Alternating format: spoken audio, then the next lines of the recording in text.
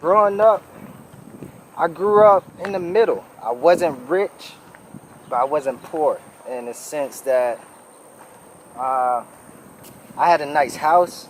I had food on the table, but we didn't have the extras. You know what I'm saying? Like the flyest clothes and nothing like that. I mean, we didn't really have that, but we didn't grow up in a bad neighborhood or nothing like that. So, I mean, I'm grateful for that, but it's crazy because growing up like that, you got this side that is, I guess is curiosity or what.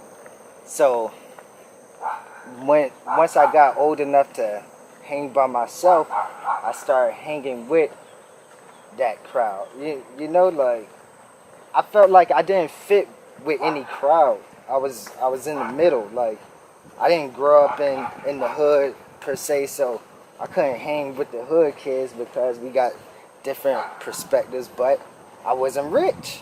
Like even though I had a nice house, uh, it wasn't. It was in a regular neighborhood, like an average income neighborhood, you know. So I couldn't hang with the rich kids. I didn't fit in. So I was always like a outlier in a sense.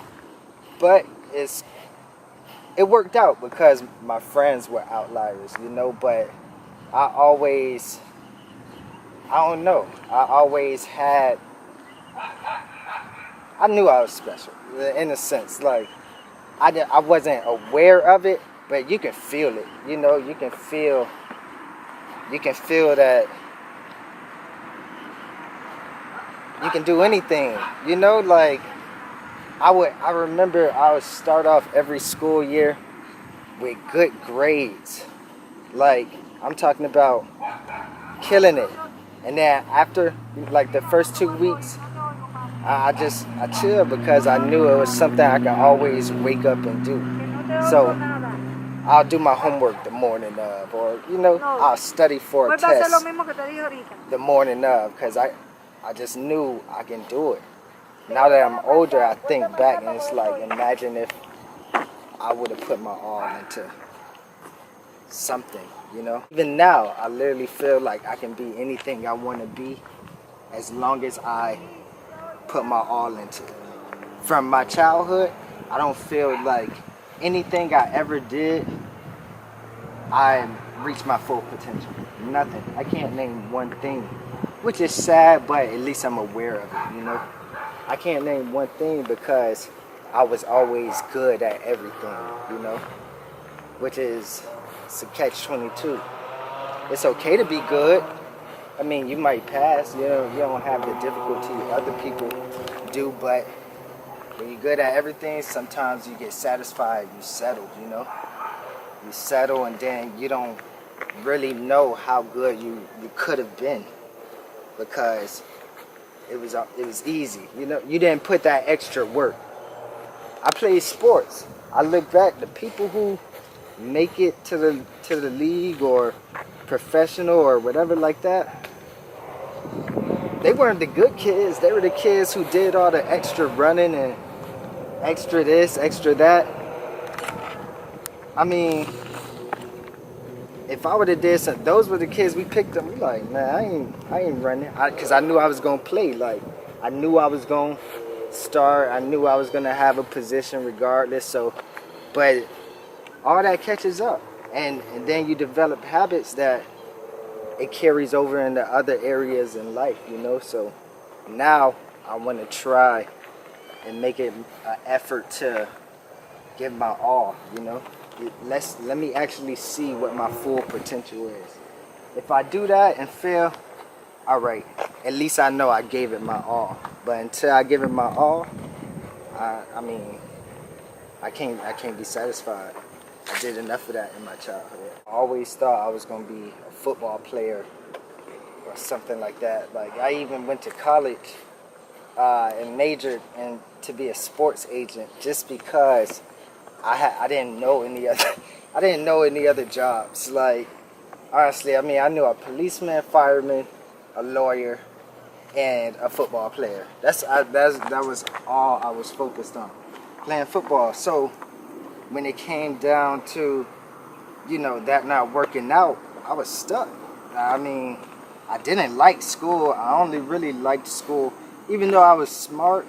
I only really liked school because I could play football. It gave me an opportunity to play football. So I did just enough to stay eligible, just enough to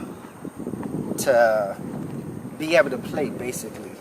At the end of the day, it didn't work out. So I'm like, I'm back at home. I'm like, dang, what do I want to do? I was always interested in learning in the mind and stuff like that. So I went to Miami-Dade a little bit for like half a semester and picked up psychology, but I never went to class. Like, I had the freedom to do what I want, so I never went to class. Like, I'll go to the school, hop on the bus, and then meet up with other people. Just dumb stuff. So anyways, I'm like, all right, what can I do the quickest and make a decent salary? Because I got parents like all parents. Oh, you gotta have a good job, something stable. So whatever. So I went to radiology school. Then when I say I was acing everything, like, hey, I was acing. It was easy, you know. It was something that I finally could do. That was easy. Long story short, the school ended up. I ended up not getting my financial aid in time. And I couldn't go anymore. Things happen for a reason, and it seemed like every time I tried to go to school and go that route, it didn't work out. Granted, some of them was my fault, but like the financial thing, aid thing, and different stuff like that, I had no control over it. It just didn't work out, and I had to take that as a sign, you know, maybe I should be doing something else.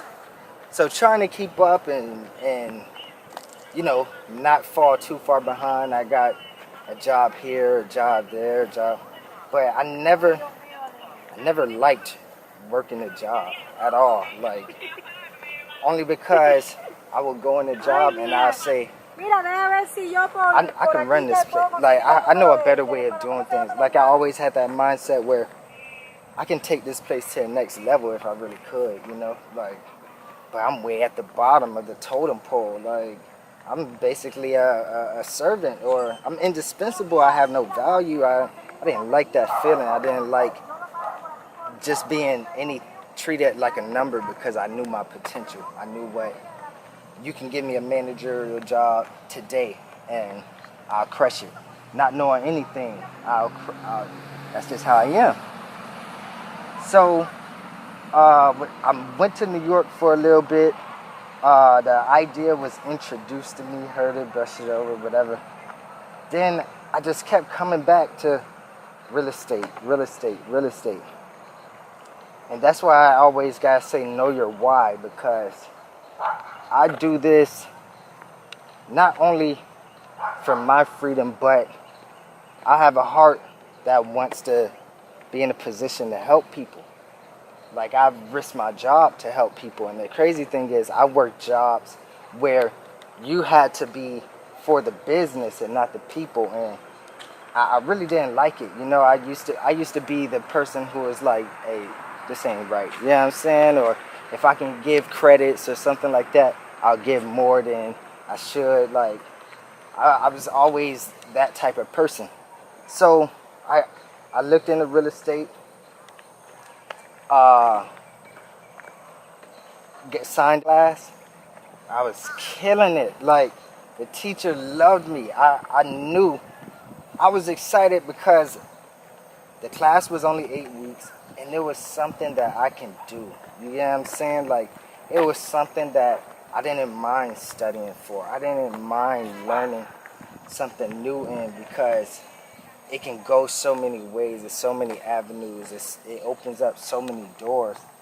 And after you pass the test, that's another thing. I get to that. So whatever, I go through the class, I go to take the test. I failed. The crazy thing is, you need a 75. I got a 70. It's like, and I didn't feel confident when I went to take it, you know. The next time I went up there, I didn't even study the second time. I only studied the math. passed that, ended up passing the test. And when I got out of the test, I had a feeling like, it was like a feeling of relief, but it was like the keys were placed in my hand to my future. You know, like I now have an opportunity to direct my own path, make my own statement, create my own legacy. Like I want to be a person who, you have a business, let's get a couple of other people and I'll find us a building and we can have somewhere where you can come and sell your stuff and have a place of business where people can find you. I know social media is like the new platform everyone uses for marketing and everything, but nothing beats face-to-face interaction. Nothing beats actually speaking to someone and creating a relationship. So real estate allows me to, one, create relationships, two, I can be the bridge to someone else's success. You know, I can find something at a reasonable price and be able to say, look, I got a building, I got two other people, let's do this. Let's open up a building.